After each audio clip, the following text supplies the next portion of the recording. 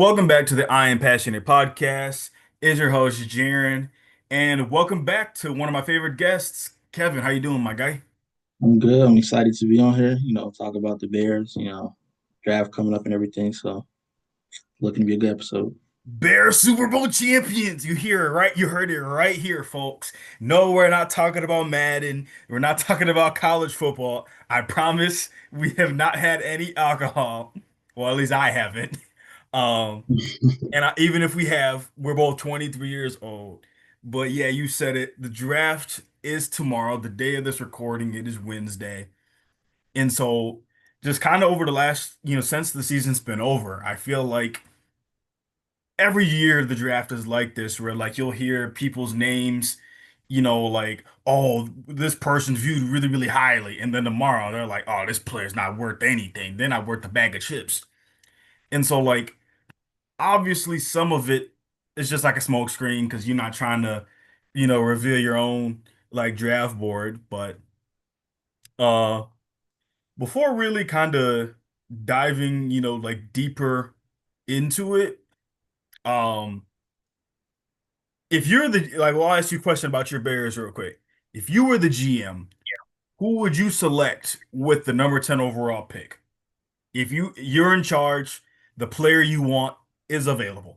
Who would you pick? Uh, I will go Will Campbell. I know a lot of people want the Ashton Genty pick, but it's to me it's a flash, it's a splash type of draft pick to get Genty. He is a good running back, but I feel like in this draft class you got to go with Will. I feel like he's the better pick, not just because of like skill and everything like that. But just I feel like it's a deep running back in this class. You don't have to jump at Genty, even though I would like both of them, or in some way get Genty. But I feel like Will is a better pick. Yeah, I think that would be the perfect pick for the Bears. I feel like from what I've been seeing online, a lot of talks has been like, Will Campbell has been linked to like the Patriots, to try to help out Drake May, which I can see that happening, but it would be perfect for the Bears if the Bears got Will Campbell because I had the chance to watch some LSU games last year. I looked up, like other, like of Will Campbell's like tape, and kind of the only knock on him, as I believe is his wingspan. He's got like I think it's either his wingspan or his hands. I don't remember which one. Um, where his wingspan is shorter than the average offensive lineman. Uh, but I still think he'd be a great pick for the Bears. I mean, I mean he's kind of he's not afraid to go out and hit somebody, and that's kind of the thing that the Bears need, in my opinion. Yeah, just his whole demeanor. Like you watch some of his interviews and how he talks about football, you could tell that like he loves to play offensive line. Like he takes pride in. Like some guys just play, they're good at it, like football. But he's like one of those guys you feel like, okay, he was born to play football. Like this is his role. Like I get it. And another thing, like staying on the Bears, is that I saw on GPA Football on Instagram, basically he had put on their Instagram that the Bears might have some interest in trading up from their number 10 spot, and a few teams are interested. If the Bears do make a draft night trade, what team do you think the Bears should, trade with? Like, who is the perfect trade partner? Or in the same vein, like hypothetical here, let's say the Bears called up the Raiders. I believe the Raiders have the sixth pick. What's asking for too much for the Bears to move up, even just four spots? So, who would you trade with if you were the GM? And what is too much of an ask? Like, what is too much? um, I feel like every time you get into these let's swap a first round pick, a team with the higher pick is always gonna ask for something crazy. Um I feel like depending on who we get, um I would say giving up like um a second round pick, whether it be this year or next year. I'm very hesitant. Like I don't really want to do a you give us, your pick this year, like we swap, and then potentially or conditionally like that, you get like we get your first round pick next year. If they ask for a first of next year, do not do that. I would not touch that. Just because we don't know how the season's gonna end. We might need another receiver or something like we might need somebody who can fill a role. We don't know who we're gonna lose in free agency or do to opt out or anything like that. I would say anything above a second round pick, I would be okay with giving up multiple seconds, even though I know that sounds a little crazy, but we're in attack mode. The NFC North is the gap is starting to open. The Lions might take a step back. Green Bay isn't as good. Who knows what's going to go on with the Vikings with the quarterback situation? I'd say anything above first round. It's probably asking for too much, but I would say definitely try to swap with the Giants or the Raiders. Okay, okay.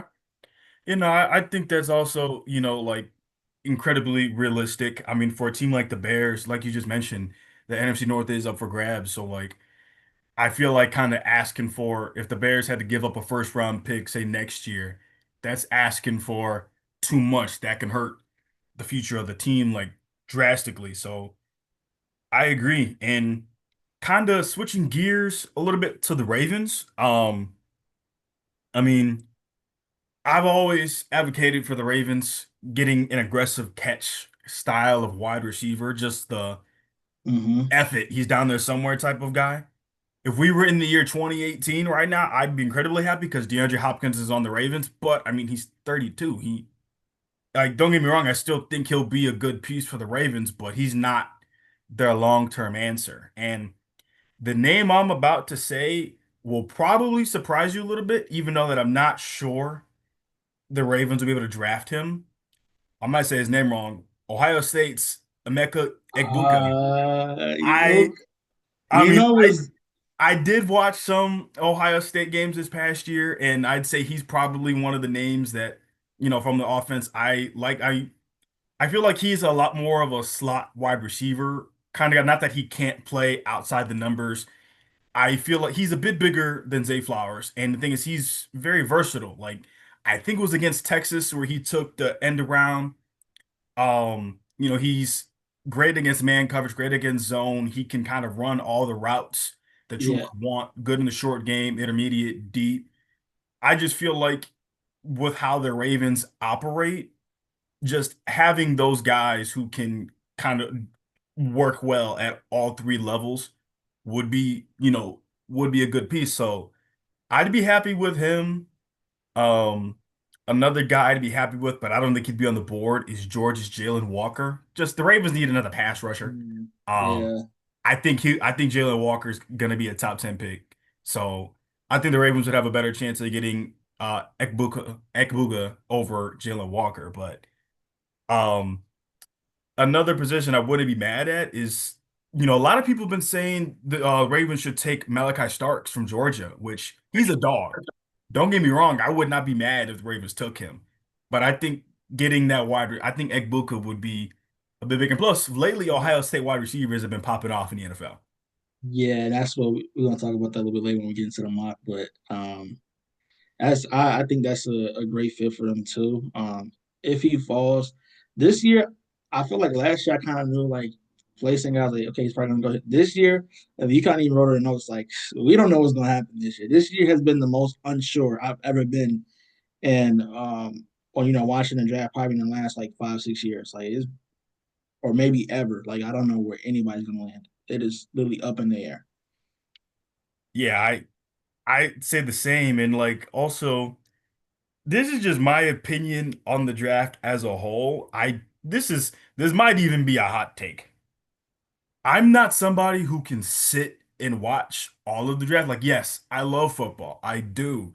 But after watching a few picks, I'm not gonna lie, I do get kind of bored. Like, I'd be the type to in years past, like last year when the Bears took Caleb Williams. Like, okay, I watched that, then I tune in till, like I'll watch the first few picks. Then when the Ravens picked, Nate Wiggins last year, I tuned in for that. But I didn't really watch the most of it. And so like, my goal for the future of, not even just this podcast, but just as, like a creator in general, is to watch more college football and to like be able to post like, oh snap, with the first overall pick, the Titans traded to the Pittsburgh Steelers as the Steelers select Shador Sanders. Again, that's Yeah, entirely hypothetical, but um, I plan to, just pay more attention to college football and like all like the draft talk, in the off season because I feel like it would help, grow as a creator. But kind of just asking a couple of other questions, kind of just before kind of getting to the mock. You kind of started talking about it a little bit. How talented do you think this year's draft class is in comparison to previous years? man. If we want to talk about, it's kind of hard to rank this. I would say skill position. It's about even. I feel like this year though, offensive line they got them beat.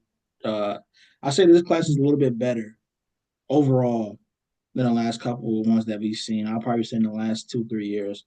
I feel like a lot of drafts we've seen in the last couple of years is very like skill position focused. You see this time around, it's a lot of linemen. We're gonna go first.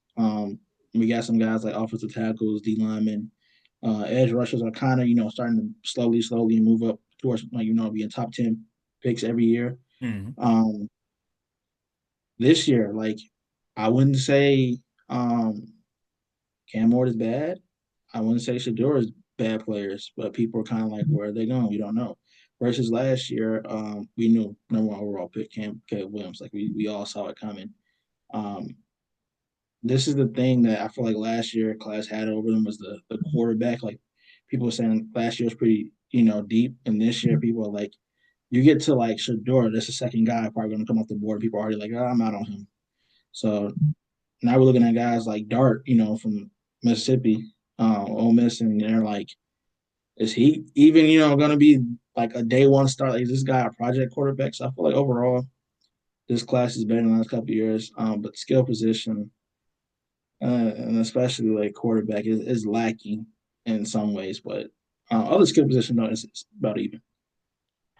And I'd agree, and that's coming from because like more about a lot of these prospects as they come out of college, and I just feel like you were mentioning like last year we kind of just knew that Caleb Williams was going to be first, and then I feel like the first two picks outside of say maybe 2021 where Trevor Lawrence got drafted, um, actually no, not that year. I feel like in terms of quarterbacks, like Bryce Young was taken first. I feel like a lot of people knew that CJ Stroud was very likely to be the next quarterback taken. And then, last year, with Caleb Williams going one, Jaden Daniels going two, I feel like this draft has like an awkward level of like hype to it. But like, I'm not saying that like, I feel like this year's class can be pretty good, but it's like almost like I mentioned at the beginning, like, um, kind of as the college football season ended, people seemed higher on Shador Sanders.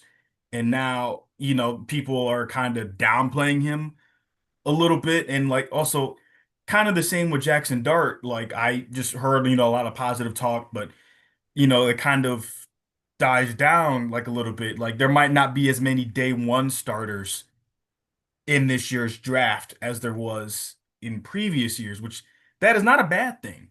For some teams, in instance, like um, this is a good time to transition to this next question. Do you think that,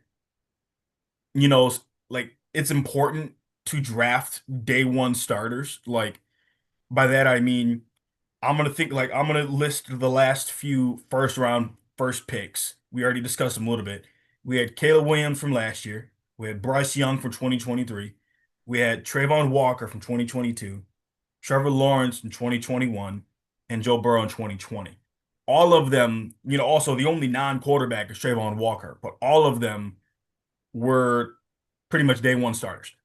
So, do you think that in the first round you have to pick a day one starter? Do you think you can pick a project player and it can work out for a team? Yeah, I don't see what's the problem with doing that. I know a lot of just sports media in general are kind of I say quick, to make the decision. on if a guy is good or not. I remember the first game versus Titans last year. People was like, okay, Williams was a bust. He didn't really throw a touchdown. He didn't do much of anything. My Which uncle was going crazy. He was like, start Tyson Bagent the following yeah, week, not really giving Caleb Williams a chance. I'm like, like it's funny because this wasn't the norm, but now it's the norm. Right? Like Tom Brady didn't start, Tony Romo didn't start, Aaron Rodgers didn't start. Like guys that who had pretty good careers in the NFL didn't start, or right. even guys who had were starting early in their career struggled a lot. Peyton Manning. Um, a lot of these guys, it's rare that you see a guy come in, and dominate right away. It's very rare, and especially you put value into quarterbacks if you think this guy, if you're a GM and you really think that this guy is the guy who's going to get your team to excel in the future, why not just wait? Be patient then. I know sometimes a lot of these GMs are like kind of on a short lease where, if they lose a year or two, they keep, having bad seasons, okay, they're going to get fired. But if you're in a situation where you can kind of, like struggle for a bit to your expectation not to win immediately, develop him. If this is the most position, this is the most valuable position on the field, quarterback. Why are we rushing him to ruin the process? If it's going to be worth it, why not wait? I agree. And then kind of like within the argument of, a first round quarterback, starting day one, I'll always believe in then like unless you're the first round, first overall pick, and even then, I still like the mentality of like having somebody definitively earn their spot. Like I get it. There's some teams where it's like you truly do not have a quarterback. And so like that quarterback that they might take, is you're almost guaranteed that starting spot, the work that you put in can only help you in some instances. But I'm truly 50-50 because some teams they might not have the luxury to wait. I'll use my favorite team, for example, the Ravens, when they drafted Lamar Jackson. A lot of he won the Heisman, and like we had this conversation recently that like so many teams were passing up on him. The Ravens traded back into the first round to grab him. At the time, the Ravens still had Joe Flacco, who he wasn't playing like himself, but he wasn't playing like Kirk Cousins this past year, late down the stretch. Which again, I'm a Kirk Cousins believer, but Kirk Cousins, his last few games was playing like hot garbage. Yes, that'd probably be the most mean thing I would have said on this podcast so far. But Lamar Jackson didn't start right away. But quarterbacks in recent years who have started right away, CJ Stroud, he had success early. He had a bit of a sophomore slump, so to speak. But Mhm. also in the same vein, Bryce Young kind of had the opposite.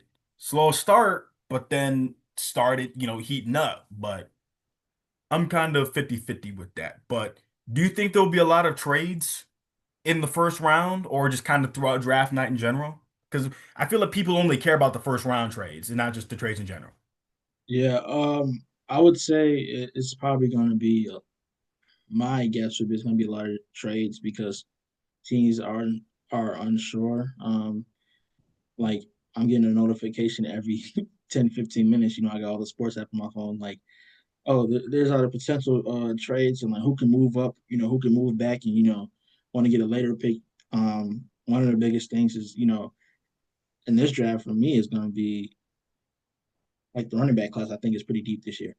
Who's going to start trading back and say, you know what, like I'll get a running back later because you got Genty, you got guys like Judkins, you know what I'm saying, like that are probably going to be, day one starters, very elite talent, you know what I'm saying, but teams, running back is becoming more and more like devalued. So it's going to be a game of like, okay, who's going to trade back? I feel like it's going to be a lot of teams willing to trade back if they want a running back. Whether that be day one, like today, I don't know. Probably not.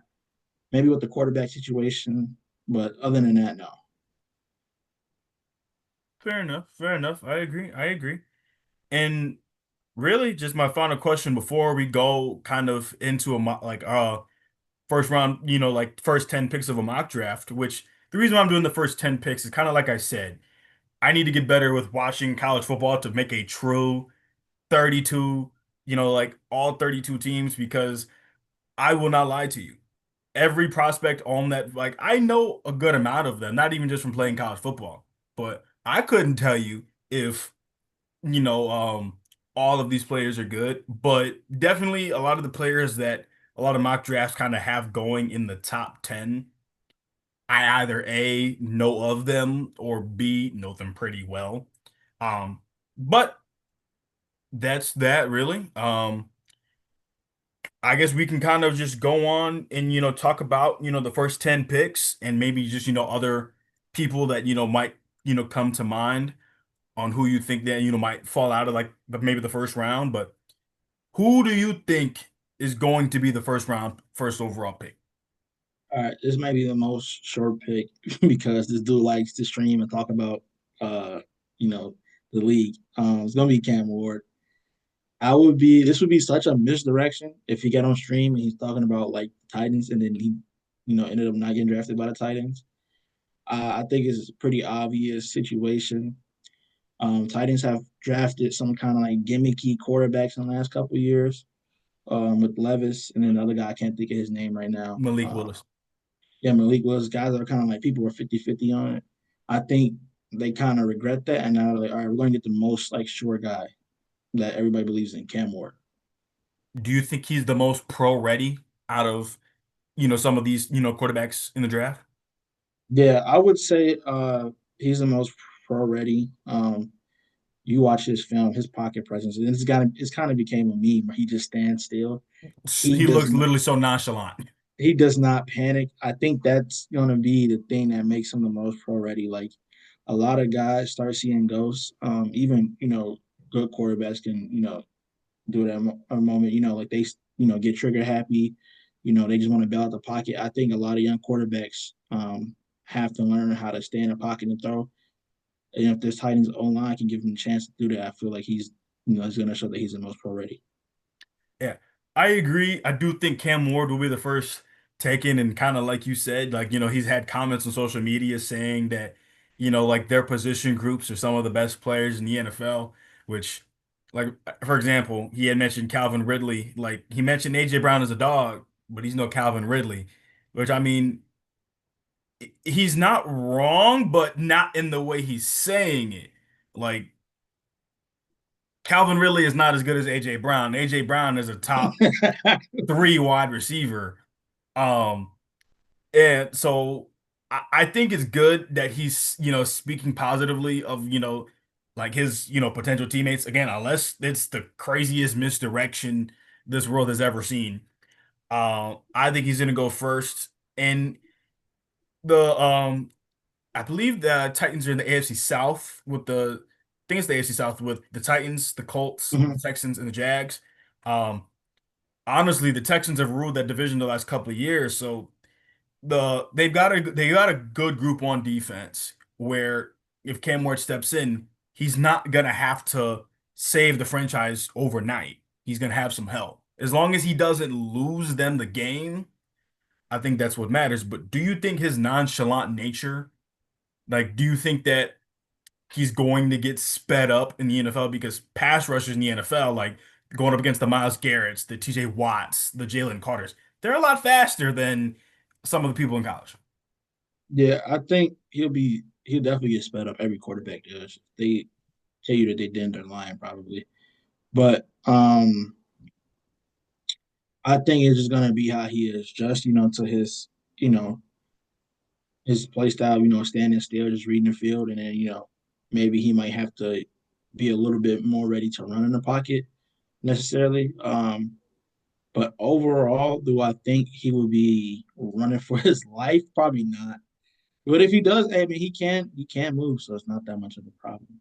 But That is true. Going on with the second pick with the Cleveland Browns.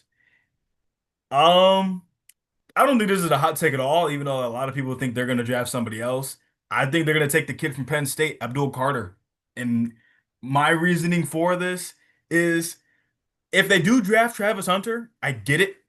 But like I think the Browns, they still have a competitive roster. I think injuries has what's killed their team specifically last year. Even outside of the quarterback situation, they basically had like threes and fours at the O line. mhm. Um, Wide receivers were getting hurt, and I get it. They moved on from Amari Cooper. they had the situation with Miles Garrett, and they were able to extend him. And so I think if they are able to get Abdul Carter, who I feel like he has a full arsenal of moves, whether it's, like, with some finesse or just he seems like a pretty strong dude, or if he's gonna bull rush somebody. But um I think if anything, with Abdul Carter, at least his rookie season, he's gonna be one-on-one most of the time if the Browns draft him. So if the Browns do draft him, I'm gonna make my way too early prediction and say that he could be a defensive rookie of the year candidate, if not the winner. You calling that already? I'm gonna say it We not already. we not April 23rd. I'm saying it. If I'm right, the world owes me $100. man, we not supposed to do the episode until like August. But man, I gotta go number two. I'm going with Travis Hunter. You talked about it a little bit, with the whole situation with the defensive line, and keeping Miles Garrett there. I would say Miles Garrett being there might be the reason they don't go after Carter. I feel like if Carter, was on the board and Miles Garrett were gone, then they would go for Carter. But I would say I think they're in a weird situation where they often struggled. Um, and then, I mean, Travis Hunter is just a dog at corner. A lot of people say he's overrated. He's not that good. Hasn't really faced anybody. Same thing with him on the offensive side of the ball. They say he's not that good. He needs to, face some real talent.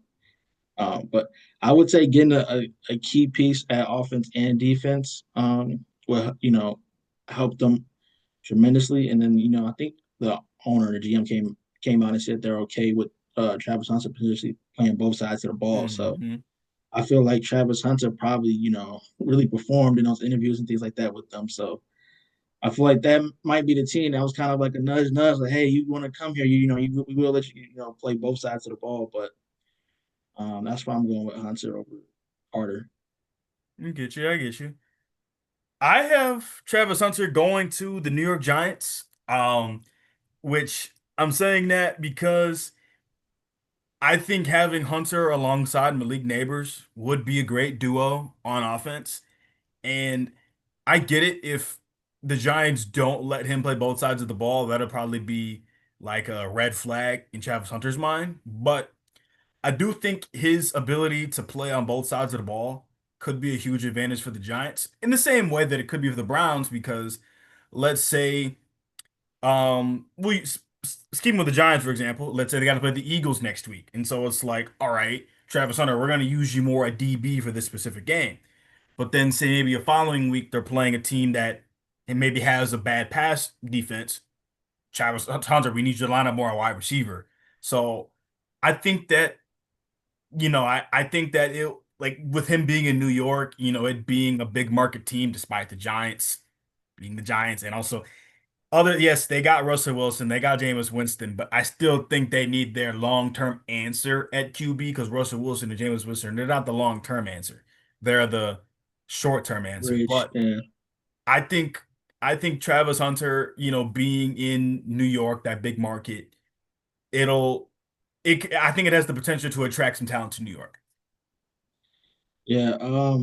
This is why I went with Abdul Carter. I feel like you're saying, like, they got the quarterback situation going on. That's really weird. Although I did have them, I just in my notes. I have Abdul and I have slash Shador, which means like they could go either or. hmm That's just from my own, personal notes to look at tomorrow. But I really think they're gonna go for Carter, because I've been hearing a lot of noise saying that the Giants front office is 50-50 on Shador, and they're kind of like, we like this kid, but he's not all that. Like some of them, like, we like him, he's cool. Another half is like, no, he's really like not that good at all. We shouldn't draft him. We're gonna miss on another quarterback. Um, and then just, Thibodeau being, kind of controversial on the Giants team. I've been seeing trade packages for this guy saying they're going to ship him out for a third round pick.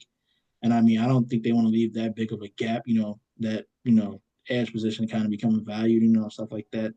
I think they're just going to go ship Thibodeau out, replace him with Carter, and have a bridge quarterback for right now, and probably draft somebody in a year or two. I understand that. I can see that. I can see that. And Also, with all of, well, with the exception really of Cam Ward, with the first three picks that we've said, if any of them want to come to the Ravens, that's cool with me.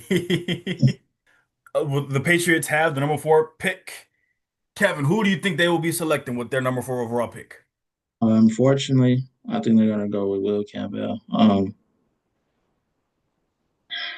It hurts to say this because this is the guy I wanted for the Bears, but I think that's a good pick for them. Just reinforce the online. Pretty much believe you found your quarterback. Go ahead and protect them. Yeah, I agree. And pulling a little bit of stats, Drake May started 12 out of 13 games. The 13th game is when they played the Jets the first time, and Jacoby Brissett left with an injury. But in 12 full starts, he was sacked 34 times.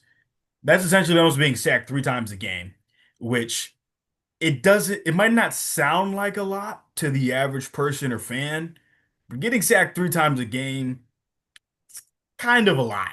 Like one or two, it's not bad. Let's just say three or four, definitely not good. You don't want to be there. Anything more than four, your O line is bad. Like if you're getting sacked basically five times a game, you're gonna get 17 times five. 34 is 51 to 68. That's 85 times. If How you're getting about what sacked Caleb? about five times, That's about what Caleb Williams did. He was like in the 70s, something up there yeah, crazy. if you're getting sacked almost five times a game, you're going to be up there with 85. And so, they have Mike Vrabel as their head coach. He's defensive minded. Their defense is going to be okay. They just need to shore up that offense. Even though yes, Stephon Diggs is coming off of an ACL injury, he's going to be their number one wide receiver when he's healthy. So, their other position groups kind of like stepped up on offense with Drake May involved. So, like you said, securing that offensive line, I think is going to be super, super important. And I think it will affect just how big of a jump Drake May might take in his first year as a starter from day one. Um, but yes, I do understand that it hurts to say that, the person that you want, you think will be taken by another team. Um, Going on to the next pick with the Jacksonville Jaguars with the fifth pick. I believe they're going to take Ashton Genty, even though I truly think the Raiders might also take him too if he's on the board. Um, in the case for the Jaguars, and which you can honestly say this a little bit for the Raiders, the only bright spot for the Jags last year on the offense was Brian Thomas Jr. Travis Etienne his production has been declining, and so I don't know how much more Travis Etienne. By that I mean how much longer he'll be a Jaguar. Like who knows? Maybe they'll try to move on from him. No Hmm. idea. But I think having getting that running back in the backfield, I feel like that will open up the offense a little bit more because okay, Ashton Genty's got 100 yards and it's the third quarter. You're setting out to stop him. Bam, play action. Brian Thomas Jr. is open for a touchdown. Um, Hmm. which again, it's me saying it hypothetically is way easier said than done, but it can happen. But also for the Raiders, they had Devontae Adams. He was on the Jet. Now he's a Ram. Um, Pretty much the only bright spot the entire year was the Georgia tight end. Why am I blanking on his name? I can't think of his name too. I know he's talking about, but Bowers. Thank you, Brock Yeah. Bowers. His name just left my head for a second. He was pretty much the only bright spot. You could make the argument that he was the best tight end in football last year. Um, I mean, his numbers definitely backed it up. That if he's not the best, he's definitely top three. And I'm pretty sure he made the Pro Bowl as a rookie. I think he broke the rookie tight end reception record. I think he had like I, 107 or something like I that. think yeah, he has some crazy. Yeah, like I think that's the most receptions ever by. I think it was Mike Ditka's record he broke. I'm not 100% sure. Um, but who do you think the Jaguars will take with the fifth pick? This is where we connect again. I went with Genty. I think you look at this team, the Jaguars, and you say it's one of those like it's like a puzzle almost. It's like what piece are we going to put down first? If they win defense, I wouldn't be surprised. If they win offense, I wouldn't be surprised. But I think when you talk about team success and just how the league is structured, these last couple of years, it's all about offense. and I feel like they're gonna get I guess in some people's eyes, the best player offensively in this entire draft. Depending on who you ask, some people think that Genty has the most potential. A lot of people say he was robbed of the Heisman. I think the Jazz look we're gonna make a big splash on offense. Help our boy Trevor's out, Trevor Lawrence out. We'll get Genty. I agree, and also it would definitely make just a lot of people's lives easier on the Jaguars if Genti ends up on the Jags. Going on to the sixth pick, the Las Vegas Raiders. I have no idea who I think they should draft. I have like Uh, okay, no so idea. I went with Kelvin. Banks. I think you have him on your board, right? Yeah, I have him on my board, just not I for the have Raiders. him, but I kind of feel the same way you did. Like, I don't know what they should do because they're not in the top, you know, two picks where you or like few picks where they could go quarterback maybe because at this point you kind of feel like Shador is going to be gone and Cam Ward obviously. Do they want to draft a quarterback? Probably not. Because like with the situation they're not in need necessarily, but it's I don't think it's going to work out. Well, with it. I mean, Um, I think them taking quarterback might not be the 100% worst idea, simply just because you got Brock Bowers and like their wide receiving core, like they have Jacoby Myers, who's underrated. A lot of people on the NFL talk about how good he actually is as a wide receiver number two. Getting somebody to throw them the football, whether it's Shador, Jackson Dart, might not be a bad idea. Again, I just don't know who they draft because it's almost like, when a lot of people talk about the Cowboys a certain kind of way, like they're in their own world type of thing. The mhm. Raiders, in my opinion, are kind of like the closest thing to like being in their own world. Not to the extent the Cowboys are, but they're in like their own weird little world where it's like it is hard to tell what they would do. It Yeah, I mean that's why I is. went with Kelvin. I feel like it's a safe pick. Like it's not a sexy pick where people are fans are gonna be screaming yeah. A lot of guys are gonna be like wait what's this? I never they don't know of him like that. Mhm. Um, but I would say fixing the offense might be one of the first things that a lot of GMs would do. I mean you go and get a solid piece on the line when you do have your quarterback or you do feel like you're in a position to win. Offensive line is ready to go. That is true. That is true. And the Jets are on the clock with the seventh pick. That is who I had taking Calvin Banks Jr. They have a need to rebuild their O-line, kind of in a similar vein to the Raiders. Um, Their defense, yes, after Robert Saleh got fired this past year, their defense just did not look the same. Now they've got Aaron Glenn, who is a defensive-minded head coach.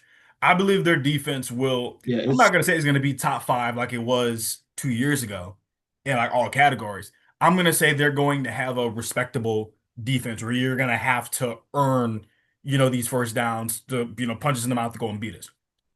I think they should draft Calvin Banks Jr. because their other tackle, I can't think of his name right now, but he's solid in the run game. And plus, they got Justin Fields as their quarterback for this season, unless they somehow draft a quarterback. But I think securing up both tackle spots, I think it'll help their offense specifically. Because you've got Garrett Wilson, you've got not Bryce, Brees Hall. Um, Overall, I think they've got a decent offense. They've got decent weapons for Justin Fields. And with you as a Bears fan, you know this all too well. Justin Fields' first year, he did not have much of anything on the Bears outside of maybe one to two other players that he can consistently rely on. Other than maybe last year in his starts with the Steelers, this might be one of the better offenses that Justin Fields has been a part of, at least in the NFL. yeah, and I'm happy that you brought that up because that's exactly why I wanted to say Mika from Ohio State. We talked about him earlier in the podcast. Ibuka. Hmm. Uh, I went with him because I feel like the best way to kind of get back in that situation, we kind of felt like before they got Aaron Rodgers, we were like, oh, the Jets are this close. They remember they got Gardner. People was like, okay, the defense is there now. We just need the quarterback. They got the quarterback. It was not the quarterback. It was not the quarterback at all. That situation did not work. And Aaron Rodgers loves to tweak things. He ended up pretty much getting the head coach fired with the whole. like the team basically just falling apart after he started to play. Um, was it all on Aaron Rodgers? No, but part of it was just about the offense being just bland. It didn't do anything. They weren't great at anything. The They weren't definition great. of mid. Yeah, they weren't great at running the ball. They weren't great at passing. They had their drives every now and then. We were like, wait, is Aaron Rodgers coming back? Like, are they back? And then you watch them for the rest of the game. It's like, no, they're not. I feel like if you want to have Justin Fields be comfortable, me watching him as a Bears fan and just the last couple of years, you got to get him weapons. You got to get it back to the Ohio State days where he could throw to like three guys, consistently. I don't know if you want Justin Fields when his best targets to be Alan Lazard. Like I don't or Yeah, any that is true. now. I would get a receiver just because you got to start expanding his offense. Now people do say offensive line is a concern, but you got more time to build it. I don't know. I think Justin Fields is somebody, and he's shown it where, let's just say they didn't make the move and drafted Calvin Banks and they went with the receiver route.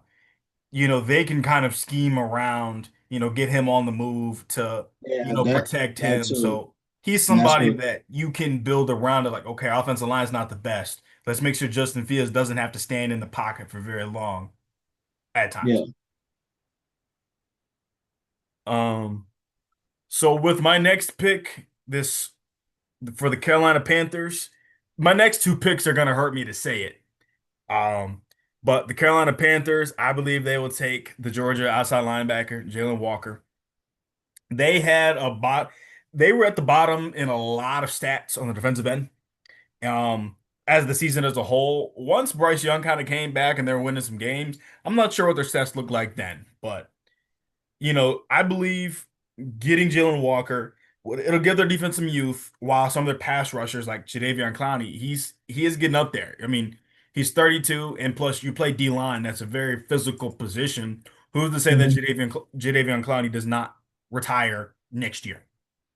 And so it gives I'm not Clowney, it gives Walker some time to learn from some of the vets on the Panthers. So like Walker doesn't have to be a guy that's every snap player sort of thing. He can be a, situational pass rusher sort of thing where, let's just say if like, oh snap, he's showing signs early that he can get to the quarterback. I'm like, like let's just say, in division games against the Saints where like you really need a big play. Bring in Walker. Bam, maybe he might have like a strip sack or, get a huge stuff on fourth down. yeah. I went with Tetaroa McMillan. Um, Now I'm usually a guy like my last two picks. People are like, "Do you draft some receivers in spots?" Somebody listens to the podcast like they probably laughing at my last pick. Like, what is this dude talking about? But I feel like with these two quarterbacks, Justin Fields and Bryce, kind of same spot where people are like you need to get them guys to compete with. He, Now we he, did he needs see, another weapon. yeah, I think he's gonna go to the front office and say like, please, bro, like you can't have me throwing to like guys like Adam Thielen in my career. Like Adam Thielen was good in his prime, but like, bro, he's He's getting up there. He's probably got yeah, 1 or 2 more years left. and it's not ideal if you want to go ahead and compete. I know defense needs a lot of work, and I think the rest of the draft would be pretty much geared towards defense. But this first round, I think they're going to give him a guy to say, okay, this is a guy you can throw to. He's a big playmaker. You know, look, we're sorry for benching you. Here's a guy to help you grow. Ironically, McMillan is somebody that if the Ravens ended up taking him, if he fell down, I would not be mad because he does fit that aggressive style of wide receiver that I think the Ravens need. Do I think that he's going to fall down? Because I think the Ravens pick is 27. Do I think he'll fall down that far? I do not. But if he did, and if the Ravens somehow drafted him, I'd be happy. But um, who do you have picking ninth? It's New Orleans pick. Who do you think they got? I think I'm going to go ahead and get Mason Brown. Um, That's the I don't Michigan want to D talk. tackle, right? Or am I thinking of somebody else? Yeah, no, that's what it is. I don't want to talk about this guy because he's a Michigan guy, but I'm a Ohio State fan. but he's really good. I think the Saints are going to continue to build that defense. I think in their division, building their defense is going to go a long way. I mean, like we've seen with the Falcons, they trying to stack that offense. They're trying to do as much as they can to help that offense grow. And at this point, you're probably not going to beat them in the arms race to build a better offense. I say at this point to stay competitive in this division, go build a defense, stop that offense. Hey, I think that's a great thing. And also kind of just thinking about, their division as a whole, like the Falcons, they've got Bijan Robinson, the Buccaneers, they kind of have a committee of running backs. Last year, the Panthers took that running back from Texas, I think, which he didn't play a lot because I think he got hurt again, but Mm. got some decent young running backs in the division. So kind of shoring up that defense is not a bad idea. This one is going to hurt me to read a lot more than the other ones. But I believe the New Orleans Saints will trade the ninth overall pick to the Pittsburgh Steelers. And I believe the Pittsburgh Steelers will select Shador Sanders. I believe they're going to take Shador Sanders. What? Yeah. I believe they're going to take Shador Sanders because right now their quarterback is Mason Rudolph.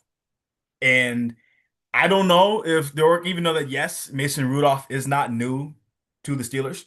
Um, I think that their quarterback play over the last few years has been just mid. It hasn't been completely terrible. It hasn't been very good. It's just been mid.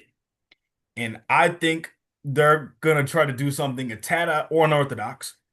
And I think it is a risk for the Steelers because I think they need some O-line depth. I think they need to secure their secondary a bit more. But I think they want to be able to say, F it. George Pickens is down there somewhere. DK Metcalf is down there somewhere. I think they'll make a risk that will surprise a lot of their fans. And I believe New Orleans might be comfortable moving back. Unless they truly think that, some of the teams after, like the Saints after, like I'm not sure how many, defensive line needy teams are right behind the Saints at number nine. But I believe they might have the chance to, because the Steelers' original pick is 21. I believe the Saints will have the ability to get whether it's the defensive tackle from Michigan or another guy they're high on. I believe they'll have the chance to get him. Uh, I will open the floor to you for the Bears pick number 10. Who do you think the Bears will draft with the number 10 overall pick? Oh, I'm gonna give you a drum roll. Hold on, before you do that, uh, I want to say it's pretty funny how before the draft, like a long time ago, that Dion was saying like Shador don't want to go to a team that's cold and all that. He wants to play in the dome. And the teams that we got him going to, I got him going to Giants, as cold as hell in New York, For real? and you got him going to Pittsburgh, which I mean, great city, great fan base. Justice Uh, Cole. Justice Cole. It's not like he getting sent to Jacksonville where it's like, all right, a small market. It's look, you want to play in a big market NFL, be ready to play in a cold, Yeah, I or was at gonna least say, a big city, or not even big city, like just a big fan base, anything like that, like a lot of media attention, like Green Bay playing the cold, Chicago playing the cold, New York playing the cold. Baltimore playing the cold, Buffalo Only playing in the cold. only ones you really think about probably LA and Miami, but Yeah. um, I would say with the Bears first round pick, I think we're gonna go ahead and grab that boy Josh Simmons, offensive lineman, Ohio State. You know, I love my Ohio State dudes, but I think they're gonna grab him just because Will isn't on the board anymore. They got to make a a decision. Look, either we're gonna grab offensive lineman, defensive lineman. I think with Ben Johnson being our coach now, say we're gonna be more focused on offense. 2 years ago, I probably would have told you defense. We're gonna focus on building defense, keep improving it. But I feel like this draft is gonna be offense focused. That we got Ben Johnson to say build us a competitive offense, and he's gonna do it. I got you. You might be surprised with who I have the Bears picking, but Man, don't say it. who do you think I'm gonna say? I How about this? Instead of I can't saying the remember. actual player, do you think I'm gonna say somebody on the offense side of the ball or defense side of the ball? I think you'll say somebody on the offense side of the ball. You are correct. I do have an offensive pick. All right, who is it? I'm gonna say Luther Bolden out of Missouri. Um, I saw that in notes. Why didn't I? I saw the notes. I forgot. Oh my gosh. yeah, I don't think it's the wide receiver is the top concern for the Bears because I think your pick would be a better pick for the Bears. I really really do. Um, and the same for who you hope the Bears pick, Will Campbell. Um, I think the only reason why, and unless I missed it slash it's just not off the top of my mind right now, Keenan Allen is getting older, and so yes, you have DJ Moore, you have Rome, two good young wide receivers. I think Luther Bolden kind of adds another layer of physicality to the Bears. Because I would classify DJ Moore as an aggressive kind of wide receiver. I'm not saying aggressive like Mike Evans style of aggressive. I'm gonna say like what I don't know how tall DJ Moore is off the top of my head. I'll say maybe he's just about 6 foot, but he's a tough guy to bring down. Um, I feel like he would add another layer of physicality while being very versatile. I feel like kind of what I was saying about Emeka Ibuka earlier. I feel like Luther Bolden, he can run. Like he's a threat in multiple layers of the field. And do I think it's the most impressive thing the Bears need? No, because I think they need offensive line and pass rushers. I think that's what they need. Like they 100% need to address more than addressing getting Luther Bolden. I just feel like I don't know. I feel like they might try to draft Luther Bolden as an attempt for it might not help for this season, but it might help for life, say after Keenan Allen. But if it was me, I wouldn't even truly address Luther Bolden getting him because I believe Cole Kmet is a great tight end, and I believe he can truly be that third piece in the pass game. Yeah, that's it's funny because I was looking at mock drafts and comparing them. Like, yo, is my list trash? Like, how trash is my list? Like, well, the thing is, like, truly nobody knows. When I seen somebody have Bears drafting tight end out of Penn State, I said, what? Is that Tyler Warren?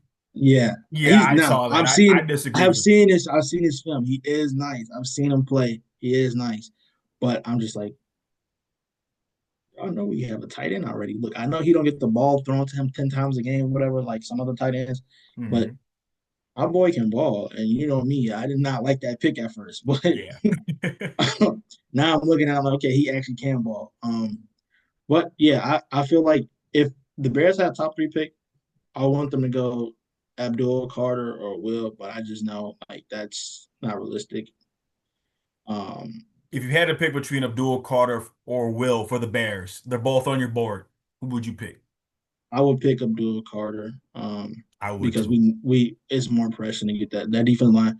Watching some games last year, literally like the quarterback is just standing back there. I'm like, yo, can we get to this dude? Like, what is going on? But We're say he's got time to get his teammates revive my cards. man back there doing his taxes and stuff. Like, what are we doing? Like, go after him. Go get this dude.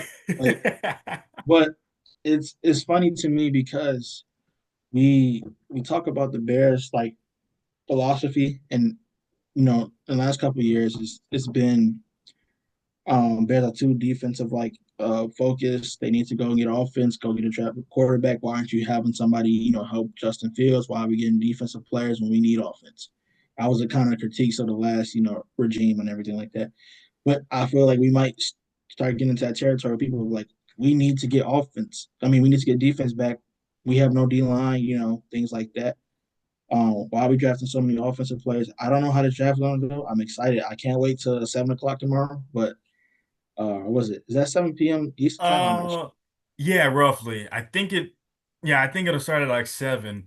And I just know for tomorrow, because I work tomorrow. I'm hoping, what I cover tomorrow for my job, it at least ends before the start of the draft so I can get to the station turn on the TV, and at least have it on. Yeah, Um, I mean, at least when your team is picking, I mean, oh yeah, you I'll guys. be able to catch up with my team picks. So we're in the Ravens If I pick. missed, unfortunately for me, how my team's been going. If I missed the very beginning, I'll probably miss my team's pick. But Yeah, um, it's gonna be an interesting draft. I feel like uh, one thing I didn't really talk too much about. I want to say, I feel like there's gonna be. You ever seen a movie Draft Day? yeah, love that This movie. really, this really is gonna. In my opinion, gonna be one of those drafts where every GM is literally just like, all right, well, what are you thinking about? Like, who do you want? You trading? Like, okay, call the next GM. Okay, what's your situation? Who you thinking about draft? I feel like it's gonna be one of those drafts where GMs are gonna have to really call in advance, and ask around and try to trick guys and all that. Like, I don't know. Last couple of years, especially 1-2, felt straightforward. Caleb, Jaden. The year before that, okay, CJ or Bryce, one of them going with like this year. We like Travis going top three. How do guys feel about him? He's gimmicky. He like it's it's gonna be a weird draft, but I think it's gonna make it more exciting. I think it's gonna be the most exciting draft in a long time. I agree. Um, really, just a closing thought. Let's just say you were the commissioner. It's not Roger Goodell, it's you. If you had to implement one rule change to the draft to make it even more interesting, what what rule change would you introduce, or what would you just change about the NFL draft in general to make it even more interesting? Um, I would say the bottom 8 teams, worst performing teams, they get for the first 2 rounds, they get a round where it's just them. Um, so you would go the Titans all the way to the Eagles, Mhm. and then you would go Titans all the way down to Carolina, and then you start it again. You go Titans, then all the way down to the Eagles again. I feel like you you I would make this rule because we're in a point where teams that are bad in football now are like really bad. like we have so many teams like the Titans, like we were saying, like who do you draft? Who do you draft? And I feel like just giving them an extra like 2 or 3 picks, in the draft might go a long way because we go like, okay, who do you want? Well, we want a tight end. We need a tight end to help. We got some okay receivers. Let's get a tight end. The defensive line is bad. Offensive line, you know what I'm saying? Like, Yeah, so I feel like adding an extra pick just in between where the bottom 8 teams get to draft wherever they want. You know what I'm saying? It doesn't have to be a 7, like a guy who's projected 7. Like Titans can go top quarterback. Then the next round, that middle like round that they get in between them, go and get the third best receiver. Boom. I get what And you're saying. I was a little it confused at gives. first. I think it shortens. I think it shortens the round. I mean, I think it was shorten the clock of teams rebuilding because I mean the Bears have been in perpetual like rebuild since like 2017. Like we just been trying to rebuild, fail, rebuild, fail. Like it would give teams, especially like the Browns. Okay, you missed on a like shoot. At this point, they might just draft 2 quarterbacks. Like that's what I'm saying. Like it would give teams a chance to really draft 2 guys back to back that they kind of believe in and see if it works. Like I so get that what you're saying. basically, yeah, they'll get 1 through 32, and then a round of 1 through 8, then 1 through 32 again, and you'll do all the way to what I'm saying, like the end of the draft. But maybe I'm thinking just the first 2 rounds they get an extra pick, and then like from round 3 on, you keep it normal. I got you. Um, if I had to make one change, um, I mean, a few years ago, like I'm also think I saw this with the NBA when like you would see like the crazy details about like a draft pick where like maybe one of the players' parents were just not in their life. Like you would just see like crazy details about certain draft picks. And so like at the time I was like, I don't think this needs to be put on TV like because it's supposed to be a happy day They for the athletes. But I've been seeing a lot on social media, specifically with women's basketball. I think Sedona Prince, from TCU, she did not get drafted, and she has her own thing going on with a lot of her allegations. And mhm. ESPN had brought it up the night of the WNBA draft. So I don't know. I guess I'm just the type of person where I wouldn't for players that are drafted. And if they come from a certain kind of situation, I wouldn't put that on there because I'm thinking of me. If I got drafted, I don't want to see something, like bad that happened in my life. Like, I don't want my health issues to be put on like the big TV screen. Like, I get it. My health issues are going to be known by all the teams in the league. That's fine. But I don't need fans at home to see what the heck is that Jaren Smith has. Like, that's Yeah, that's a part of my business that I don't want aired on TV if I was being drafted. I think yeah, I think if I was drafted, I wouldn't even go to the draft. I'll just stay home with my family. Do a little family party, like a little cookout or something. All right, I get drafted. All right, cool. But I think the draft has become too monetized, and it's not about. In a lot of ways, it's not about like teams or like players being celebrated. Oh my gosh, you finally made it to the league! Like congrats. A lot of it has just been. Um, it feels more like what team is going to mess up. Let's laugh at who messes up their pick or who's gonna get the pick quarterback or what I'm saying. It doesn't feel like it's a celebration of like a new era coming into the league. Sometimes it just feels like okay, who's gonna mess up and draft a bad quarterback? Who's gonna that kid who got in trouble at Georgia, he was speeding. Who's gonna be dumb enough to draft him? Like like sometimes I feel like it's too much about the personalities and football and not about the players. Or and character is important, everything like that. But sometimes, like they did with Travis Hunter today, I've seen it. They talk about his dad. Why are we talking about Travis Hunter dad? I'm here to see this man play football and him, celebrate, making it to the league. I don't need to hear about what his dad did years ago. I understand and I agree. I agree. But that's all I had for this episode. I just want to thank you for hopping on because your knowledge of a lot of these athletes was huge, crucial. And like I said earlier in the episode, my goal is for this time next year to be more informed as I possibly can. Because in a short amount of time, I got as informed as I could, but the goal is to be even better for next year. But Mm-hmm. I just want to thank you all for watching. Please leave a like, comment, and subscribe. And we will see you with the draft episode aftermath. And turn those notifications on. Turn them on. You heard it there first. Turn it on.